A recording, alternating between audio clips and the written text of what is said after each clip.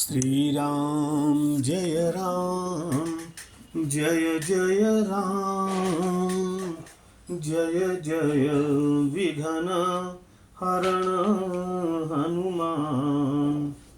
श्री राम जय जय राम जय जय विघ्न हरण हनुमान। भक्तराज हनुमान भाग 7। अंगद ने कहा, भाई अब 1 महीना बीत गया, न हम लोग जानकी का पता लगा सके और न तो जहाँ जहाँ जाना चाहिए था वहाँ वहाँ जा ही सके। अब वहाँ जाने पर सुग्रीव मुझे अवश्य ही मार डालेंगे, इसलिए मैं अब यहाँ रहकर तपस्या करूँगा, तुम लोग जाओ। हनुमान ने कहा, युवराज आप असमय ही क्यों हिम्मत हार रहे हैं? सुग्रीव आपसे बड़ा प्रेम करते हैं। आप अपने जी जान से भगवान राम का कार्य सिद्ध होने के लिए चेष्टा करते रहे हैं। गुफा में जाने के कारण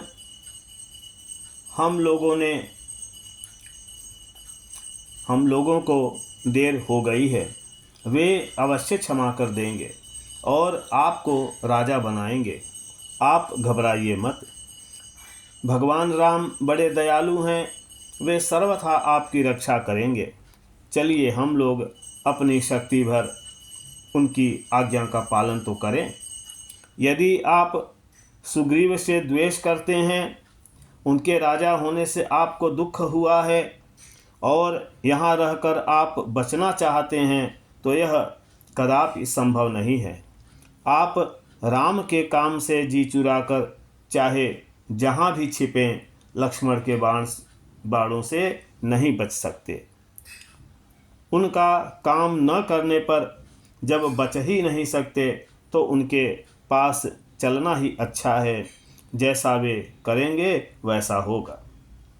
हनुमान की बात सुनकर अंगद ने जीवित रहने का संकल्प तो छोड़ दिया, परंतु उन्होंने सुग्रीव के पास जाने की अपेक्षा वही अनशन करके प्राण त्याग करना अच्छा समझा। उनके साथ सभी अनशन करने लगे। राम चर्चा होने लगी। श्री राम जय राम श्री राम जय जय राम। उसी समय संपाति के दर्शन हुए।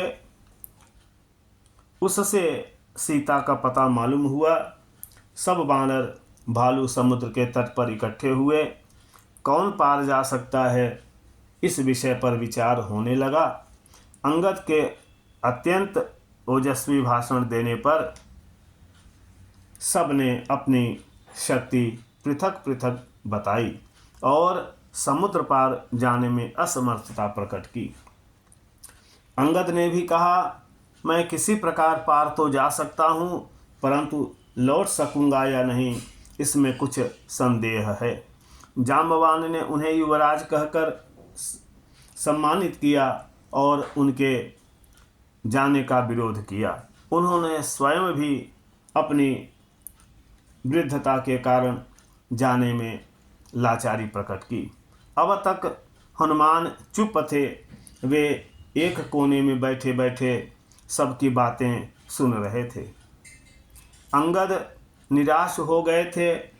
सीता का पता मिल जाने पर वानरों में जो प्रसन्नता आ गई थी, उसका अब कहीं पता नहीं था। जांबवान ने अंगद को संबोधन करके कहा, युवराज निराश होने का कोई कारण नहीं है। समुद्र पार जाने के लिए केवल बल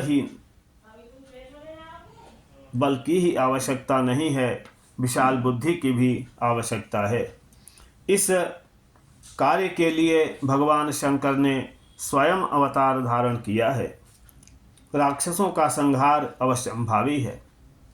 उन्होंने हनुमान की ओर देखकर कहा, हनुमान तुम चुपचाप कैसे बैठे हो? तुम्हारा जन्म ही राम के काम के लिए हुआ है। वायुनंदन, तुम अपने पिता के समान क्षण भर में ही समुद्र पार हो सकते हो।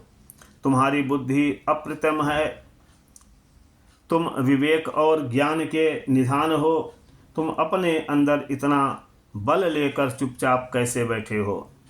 जाम्बवान ने हनुमान के जन्म, देवताओं के वरदान और ऋषियों के शाप की कथा कही तथा स्मरण कराया कि तुम जो चाहो कर सकते हो। हनुमान निरंतर भगवान के स्मरण में ही तन्मय रहते थे। उन्हें अपने आप की अथवा अपने बल की स्मृति ही नहीं रहती थी। जाम्बवान की बात सुनते ही उन्हें ऐसा मालूम हुआ कि मुझ में अपार शक्ति है, मुझ पर भगवान की अनंत कृपा है और भगवान की सारी शक्ति मेरी शक्ति है। उनका शरीर बढ़कर सुमेर पर्वत के समान हो गया।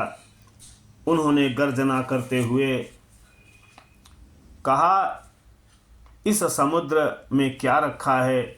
भगवान की कृपा से मैं ऐसे ऐसे सैकड़ों समुद्र लांघ सकता हूँ। यदि लंका में मुझे सीता न मिली तो मैं स्वर्ग से लेकर ब्रह्मलोक तक छान डालूँगा। लंका के साथ त्रिकूट पर्वत को उखाड़ डालूँगा, रावण को मार डालूँगा। ऐसी कोई शक्ति नहीं जो भगवान का कार्य करते समय मेरे मार्ग में रोड़ा अटका सके। हनुमान की गर्जना सुनकर संपूर्ण वानर सेना हर्षनाद करने लगी। जाम्बवान ने कहा, हनुमान, तुम सब कुछ कर सकते हो, परंतु इस समय यह सब करने की आवश्यकता नहीं। तुम केवल सीता को देख आओ। भगवान राम के साथ हम सब लंका चलेंगे। भगवान के बाणों से राक्षसों का उद्धार होगा, राम की कीर्ति होगी और हम सब आनंदोत्सव मनाएंगे। जाम्बवान की बात सुनते ही हनुमान उछलकर एक बड़े ऊंचे पर्वत श्रृंग पर चढ़ गए। उनके चरणों के आघात से बड़े बड़े पर्वत श्रृंग टूट कर गिरने लगे। उनकी पूंछ की चोट से बड़े बड़े वृक्ष आकाश में उड़ने लगे। उनमें से टूटकर बहुत से फूल हनुमान पर इस प्रकार गिर रहे थे मानो वे उनकी पूजा कर रहे हों। देवताओं ने जय जयकार किया, ऋषियों ने शांति पाठ किया, वायु ने सहायता की। समुद्र पार जाने के लिए हनुमान उछल पड़े। उन्होंने भगवान को स्मरण करके वानरों को आश्वासन दिया कि मेरे मन में बड़ा उत्साह है, बड़ा हर्ष है, भगवान की असीम कृपा का अनुभव हो रहा है। मैं काम पूरा करके शीघ्र ही आऊँगा।